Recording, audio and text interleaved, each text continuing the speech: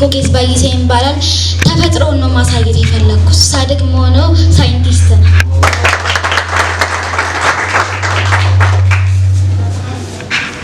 ስሜ ሀና ካሳን ይባላል።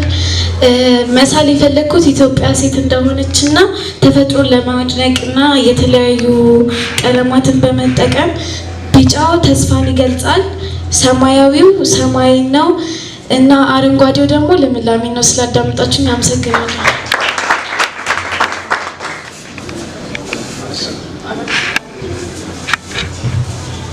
እሺ ስሜ ኢክራም ሃይደር ይባላል። የሳልኩት ስዕል አይምሮአችን ውስጥ ያለው ምናዊ ተፈጥሯዊ ነገር ዓለማችን ምን እንደሆነች እና በተፈጥሮ የተሞላች እንደሆነች እሱን እያሰብን ደግሞ ፈጣሪ ማመስገን እንዳለብን ነው። ወደፊት ደግሞ የምፈልገው ሰዓሊ ነው።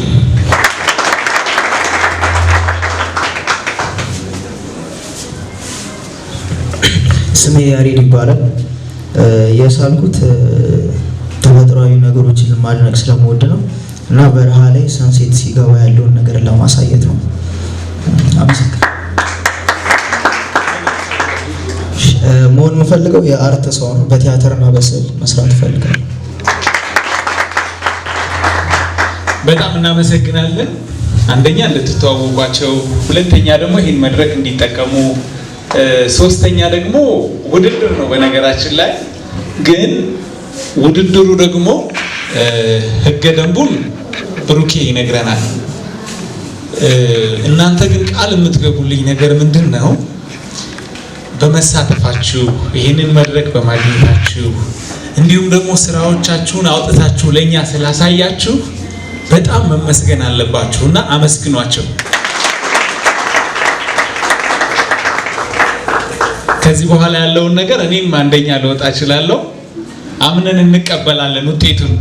በዚህ ቃል ትገቡልኛላችሁ አይደለ? እናመሰግናለን። ይሁን። እሺ ያው እንግዲህ ልጆች እንደመሆናቸው መጠን እንደ ውድድር አናደርገው። ነገር ግን ሶስት አሸናፊዎችን ነው የምንመርጠው። አንደኛ፣ ሁለተኛ፣ ሶስተኛ አንልም። ነገር ግን ሶስት የመጀመሪያ ሰዓሊዎችን ነው የምንመርጠው። እኔ እንግዲህ በእኔ ግንዛቤ ነው ልመርጥ የፈለኩት። የመጀመሪያውን ምርጫ ላድርግ። የኢክራም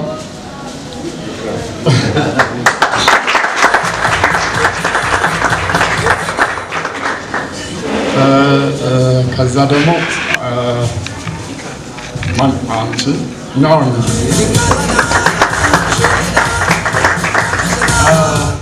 ሌላ ደግሞ አንድ እንግዲህ የወደፊት ህልሙን ሲናገር ካራቲስት ሆናለሁ ያለ ልጅ አለ እና ካልመረጥኩት መውጫ የለኝም።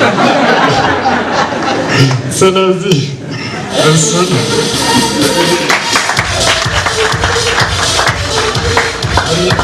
እና ሁሉም አሸናፊዎች ናቸው። ምክንያቱም ለሁሉም ሽልማት ተዘጋጅቷል። ነገር ግን እኛ እንዲሁ ነው እነሱ ከፊት እንዲቆሙ ያደረግነው።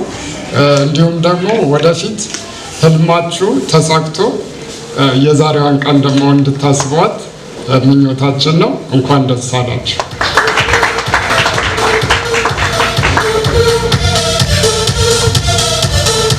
ቅድም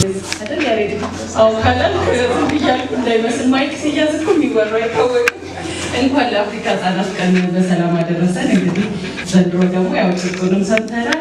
በጣም ደስ ይላል። ለእነሱ እንዲታቀድ እንግዲህ እኛም የበኩላችንን ተሳትፎ እናደርጋለን ለተተኪው ትውልድ። በዚህ አጋጣሚ ከይቅርታ ጋር ዛሬም ሃይማኖት ናት አይደል? ቅድም ሀይሚዬ ስታቀርብ አሁንም ሌላ ሃይማኖት፣ ወይዘሮ ሃይማኖት ግርማ ትባላለች። የአዲስ አበባ ውስጥ የካባዶ ለሚኩራ ክፍለ ከተማ የካባዶ አጸደ ህጻናትና አንደኛ ደረጃ ትምህርት ቤት ላይ በጎ ፈቃደኛ ነች።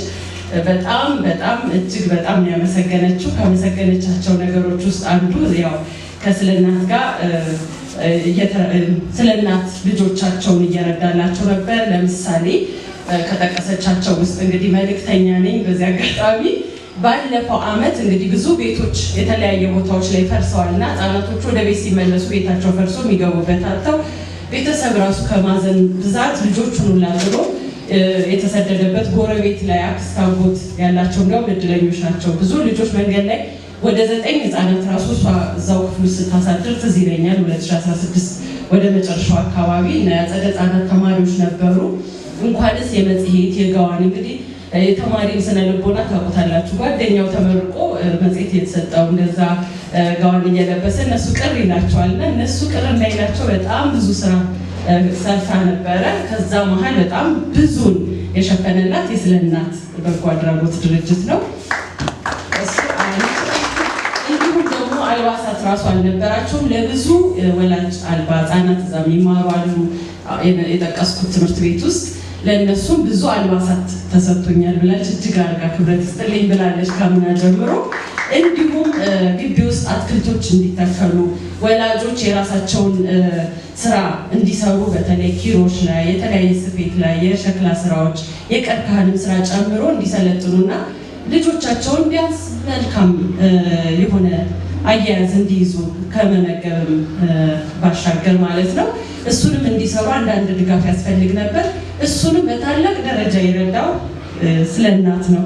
እጅግ አድርገን እናመሰግናለን ብላለች። እንደው ሌላው ደግሞ ስካውትም ታውቁታላችሁ። የስካውት ማህበር በጣም ስካውት ለተማሪዎች ላይ በተለይ ሲሰራ እርስ በርስ ላለ ለስነ ምግባር መታነጽ፣ አገር መውደድ፣ ራስ መውደድ፣ ለሌሎች ማገልገል፣ ለሌሎች መኖርን ከልጅነት ጀምሮ እየኮተኮተ የሚያስተምር አንዱ የክፍል ስለሆነ ስካውቶች እዛ ትምህርት ቤት ላይ እንዲቋቋም አንደኛ ደረጃው ላይ እዛ ላይም እርዳታ አድርገዋል። ያንን ለማድረግ እንግዲህ ስካውት ልብስ አለ ስካርፍን ጨምሮ የተለያየ ልብሶች እነሱንም ወደ 20 ህፃናት የሚሆኑ ሙሉ ልብሳቸውን የሸፈነላቸው የስለ እናት በጎ አድራጎት ድርጅት ነበር። ይህን ብላኛለች። እንግዲህ ከጊዜ አንጻር ነው። እጅግ አድርጋ ክብረት ይስጥልኝ ብላለች። ይህንን ሁሉ ስለ እናት እያገለገለ እየረዳ ህብረተሰቡን እያኖረ ስለሆነ እጅግ አድርገን እናመሰግናለን ብላለች። ስለ ሃይማኖት ብዬ ነው። ከጊዜ አንጻር እንደዚህ ካወራሽ መቼስ በጣም እናመሰግናለን። ምስጋና ስለሆነ እርግጠኛ ነኝ እናንተም ደስ ብሏችኋል። በድጋሚ በጣም እናመሰግናችኋለን። ጎብኙ፣ ከልጆች ጋር ተጫወቱ፣ በሰላም ወደ የቤታችሁ ግቡ። ክብረት ይስጥልኝ።